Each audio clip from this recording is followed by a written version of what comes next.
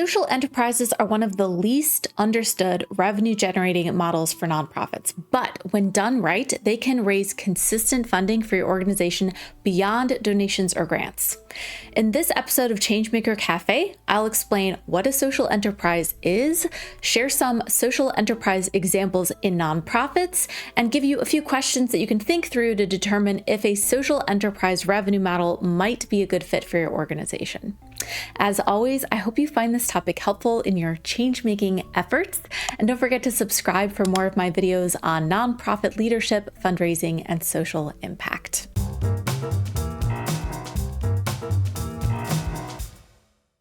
All right, so if you're not already familiar, here is the definition of a social enterprise. It's basically a business model that uses a market-based approach like selling goods or services to generate revenue while focusing on solving a specific social problem or making a social impact.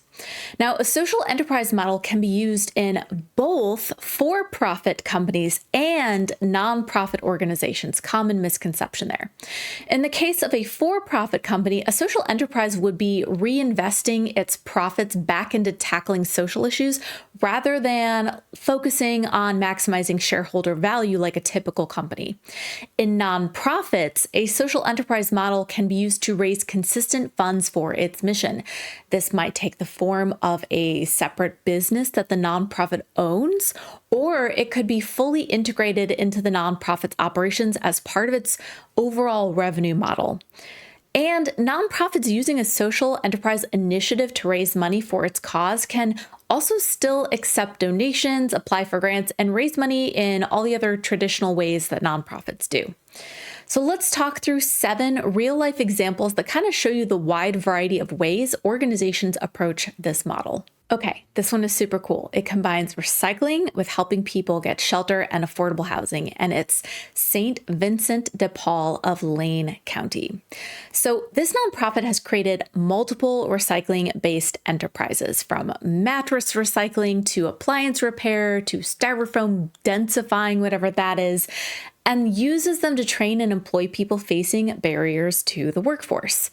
They generate earned income by charging fees for recycling services, selling refurbished goods, and partnering with local governments. And this model helps them fund the rest of their programs. It's a great model for organizations focused on workforce development and environmental impact at the same time. Our second example is sort of another take on that. It's Mile High Workshop. And basically what they do is they train and employ people recovering from addiction, homelessness, and incarceration by running a real production shop that manufactures sewn goods, wood products, laser cut items, and then packaging and fulfillment services for local businesses.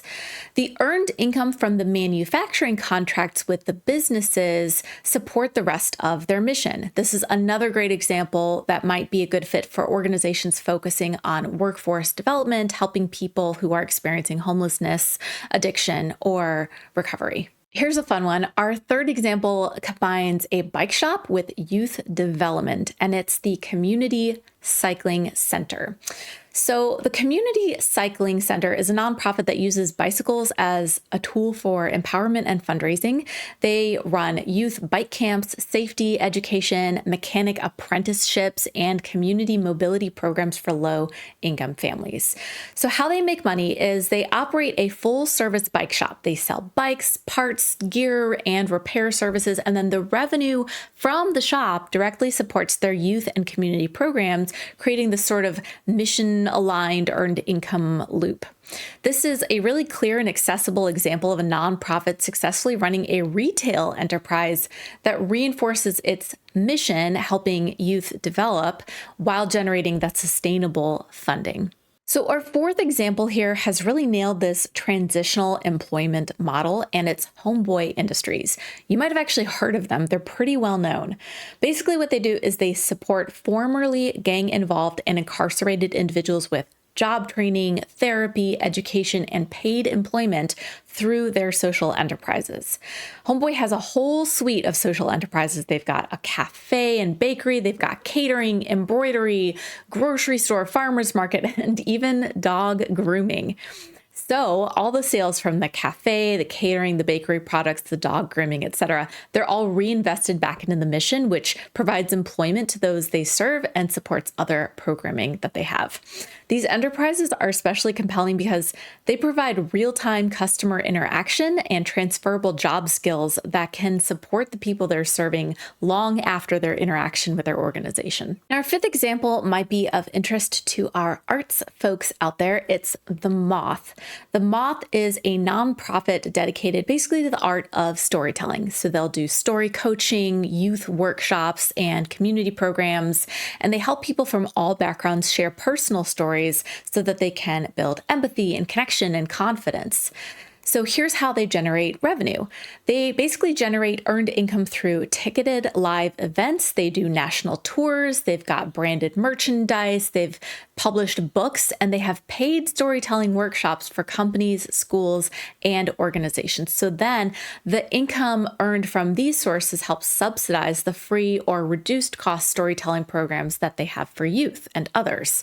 This is a really creative, sustainable revenue engine because it demonstrates how performance and education can sort of blend together to support a mission. Our sixth example is tackling the healthcare crisis, and it is One World Community Health Centers. Basically, they're a nonprofit that provides medical, dental, and behavioral health services for low-income families. Now, they do receive grants, but it also functions as a mission-driven healthcare enterprise. How they generate revenue is by having a sliding scale patient fee and insurance reimbursement system that supports the majority of their operations.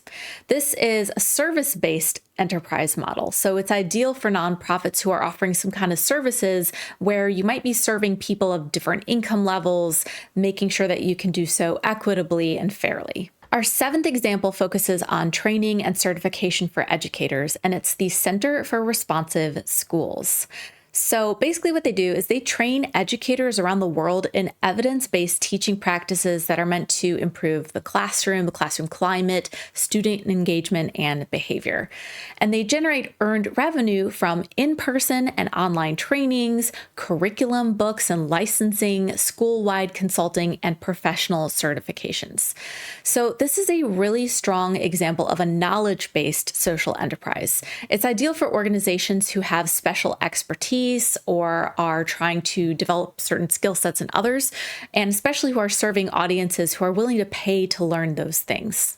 Regardless of your business model, growing a nonprofit can feel really overwhelming without the right systems set up. Even if your nonprofit does have a social enterprise model, you still need an easy way to collect donations online. That's why I want to thank our sponsor, Click and Pledge, for making it easy for new and growing organizations to start strong and scale with confidence. Click and Pledge gives you professional grade tools for super affordable startup level costs from day one. They've got customizable donation forms that you can plug right into your website, which help you form the foundation of your online fundraising strategy. But Click and Pledge also has a number of other tools included in their affordable flat monthly costs that you can use as your nonprofit grows. They've got in-person and peer-to-peer fundraising features. They've got video fundraising with embedded donation links right in the videos. They've got text-to-give tools, donor management and stewardship tools, Salesforce, and a lot of other integrations. And all of these things are included with no contracts or surprise add-on fees. Now, here's the thing. Unlike some platforms that increase your fees as you grow your donor base, Click and Pledge pricing stays the same. Doesn't matter if you have 10 donors or 10,000 donors.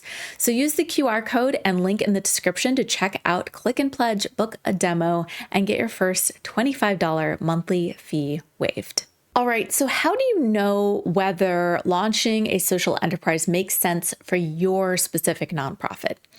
I wanted to share a few questions that you can use to help you think through this. So the first is, do you already offer something that people would willingly pay for? Think about your programs. Is there a piece of what you do, like a skill or a product or a service or expertise that has market value? Secondly, do you have or can you build the operational capacity to essentially run a second business in your nonprofit? Social enterprises are still businesses. You still need systems for sales and marketing and accounting and staffing and customer service.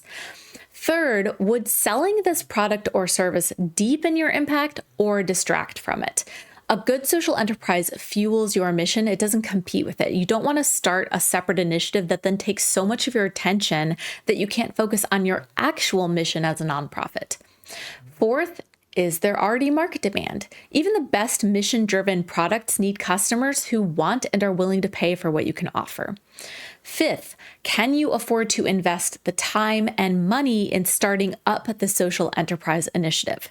Some models are going to generate revenue quickly because they take less equipment or infrastructure to set up, like classes or workshops, but others require capital, equipment, or inventory before you see returns, like the restaurant or warehouse examples that we've been talking about. Sixth, do you have champions like your board, your staff, your volunteers who support the idea? A social enterprise is going to be much easier to launch when your team is aligned and excited because it's going to take some work from all of them to get it off the ground. Seventh, can you clearly articulate how this revenue model advances your mission?